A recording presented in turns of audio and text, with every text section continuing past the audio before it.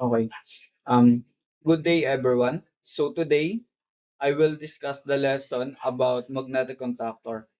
Um, Magnetic contactor is the primary device we use in the circuit of motor control. So it serves as a brain for the whole circuit of motor control. So for the objectives of our discussion, at the end of the lesson, students should be able to, number one, define what is magnetic contactor. Number two, identify the difference between control circuit and power circuit. And lastly is explain how simple magnetic contactor operate. So first, let's define what is magnetic contactor. Magnetic contactor is an electromechanical switch. When we say electromechanical switch, it means it uses mechanical action to change the direction or orientation of path continuity within its terminal base. So mamaya, magbibigay ako ng example how electromechanical switch or magnetic contactor works. So make sure you watch the video until the end, okay? So, electromechanical switch employed in application that require the process of electric circuit, like making and breaking. Making means starting and breaking means stopping, such as starter motors, heaters, and lighting application. So the main function of magnetic contactor is to transmit the energy from one point to another by switching the contacts. So speaking of contacts, so here are different contacts of magnetic contactor. So first is yung coil. Ayan yung coil. Next is yung auxiliary contact. And lastly is yung main contact. So isa-isahin natin sila ngayon. Unahin natin yung coil niya. Okay? So the coil is powered to pull the main contact close. Auxiliary contact use the power of the coil to operate. So basically, the purpose of coil is to control or manipulate the main contact and auxiliary contact. Yung magnetic contactor kasi natin, parang ano siya, parang binubuo ng maraming single switch. 'Di ba yung single switch, kailangan pa natin pindutin yung button niya para magkaroon ng changes sa contact niya. Para yung open magiging close at yung close naman ay magiging open. So yung kaibahan nga lang ng magnetic contactor natin is yung coil na mismo yung magpapagalaw sa mga contact niya. Para yung normally open ay magiging close at yung close mismo ay magiging open. Okay? So to identify the coil in magnetic contactor, so we need to search yung A1 and A2. Okay, kapag may nakita tayong A1 and A2 sa magnetic contactor, automatically, ayun yung coil ng magnetic contactor natin. And here is the electrical symbol of coil. So, bilog lang siya and then meron siyang initial na MC sa loob. Minsan, M1 yan, M2, M3, M4, or etc. Okay? So, ganyan lang yung symbol ng coil natin. So next naman is yung auxiliary contact natin.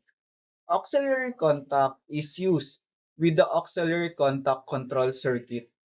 As a secondary switching, the contacts may be normally open, NO, or normally closed. Okay? So nahati yung dalawa nating or nahati yung auxiliary contact natin sa dalawa. Ito yung normally open and then normally closed.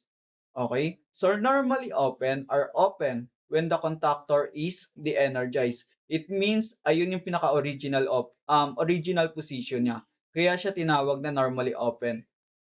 Whereas normally closed are opposite. So the auxiliary contact are allowed to pass a small current used to show the status of the main contacts. In other words, it provides an interface to the control system. So to identify the normally open in magnetic contactor, so we need to search the number that end in 3 or 4. For example, nakakita tayo ng 13 and 14. So normally open 'yon. 23 and 24, normally open 'yon. 33 and 34, normally open yon. 63 and 64, normally open yon. Okay? So, kapag may nakita tayo na nag-end sa 3 and 4, automatic, normally open yon. And to identify the normally closed in magnetic contactor, so we need to search the number na nag-end naman sa 1 and 2. Okay?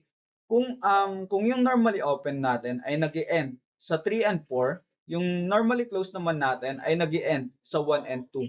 For example, nakakita tayo ng 11 and 12, normally closed yun. 21 and 22, normally closed yun. 61 and 62, normally close yun. 71 and 72, normally close yun. Okay? And here is the symbol naman ng normally open and normally close. So, ayan sa screen natin. Ayan yung electrical symbol niya. Next, the main contact. Okay. So, the main contact is also known as the main contact. It is used the power circuit to connect the electrical system to the load. If If the auxiliary contact are allowed to pass a small current, the main contact allow high current because it is used to power electric motor, heaters, lighting application, and etc. To identify naman yung main contact natin in magnetic contactor, so we need to search the L1, L2, L3, and T1, T2, T3. So ayun yung main contact ng magnetic contactor natin. And here is the electrical symbol of main contact. Parang pinagsama-sama lang siyang normally open natin. Pinagsama-sama lang siyang tatlong normally open natin. Okay? So note, the partner of L1 is T1, the partner of L2 is T2, and the partner of L3 is T3. Okay? So, ayan yung actual na photo ng ating magnetic contactor. So, to transform this device into electrical symbol, so this it looks like, o magiging ganito yung mukha niya sa electrical symbol natin. Ayan. Okay? So, ayan yung pinagsama-sama. Ito yung coil niya. Sa taas yung coil niya. Then, sa left side naman, ayan yung normally open. Sa right side naman, ayan naman yung normally closed. And then, yung sa gitna ng normally open and then normally closed, ayan naman yung main contact. Okay? So, pansinin natin. Okay? Titigan natin kung ano yung contact niya ngayon. Okay? Kung mapapansin natin, yung nasa right side lang, ayun lang yung normally closed. Okay? So, naka-de-energize pa yan siya. It means hindi pa nasusuplayan yung coil natin.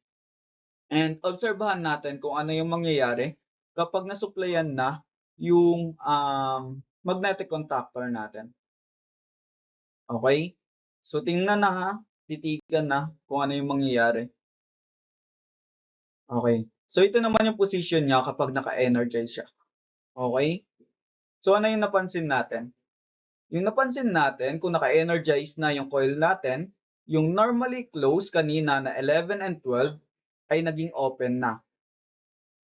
Okay? And then yung normally open natin na 13 and 14 kanina ay naging close naman siya ngayon. And then yung main contact natin na from normally open ay naging close na din. Okay? So ganun nangyayari sa mga contact ng ating magnetic contactor. Kapag nasuplayan na yung coil natin, yung normally open ay magiging close at yung normally close naman ay magiging open. Okay? Sana po ay nagigets nyo at nasusundan nyo kung paano gumagana yung magnetic contactor natin. So, para mas maintindihan nyo lalo kung paano nga ba nag-work or ano yung working principle ng magnetic contactor natin. So, meron akong prepare na circuit dito. Okay? So, enable us to understand well, understand well the working principle of magnetic contactor. So, meron akong prepare na basic or simple circuit of magnetic contactor. So first, let's identify the device used in the circuit. So we have here a normally open na push button, normally closed na push button, coil of magnetic contactor. Sorry, ito gamit tayo ng pen para mas madali. So meron tayong normally open na push button, normally closed na push button, coil, normally open, and then normally closed na contact, and then meron din tayo ditong isa pang normally open, and then indicator light para sa stop and start. Okay? So take note na itong circuit na to ay naka-off pa or hindi pa napupush yung normally open na push button. Pero ano yung mapapansin natin? Ano yung mapapansin natin? Okay. So mapapansin natin na naka-light na agad yung indicator light para sa stop natin. Okay, bakit kaya? Because, okay, very good. Okay, because of the normally closed contact. Because of the normally closed contact. Since tuloy-tuloy na dumadaloy yung kuryente or yung current natin from line to neutral. Okay? Since naka-close nga yan, tuloy-tuloy na dumadaloy yung current natin or voltage natin from line to neutral. And dito naman sa taas, hindi siya makatuloy-tuloy dahil yung push button natin na naka-normally open ay hindi pa nagkakaroon ng contact. And then kahit dito, hindi siya makakadaloy yung kuryente natin or yung current natin papuntang coil. And ganun rin dito. So since naka-normally open siya, hindi siya nakakadaloy yung kuryente natin. Okay? So pansinin natin kung ano yung mangyayari kapag pinush na natin yung push button or yung start na push button natin.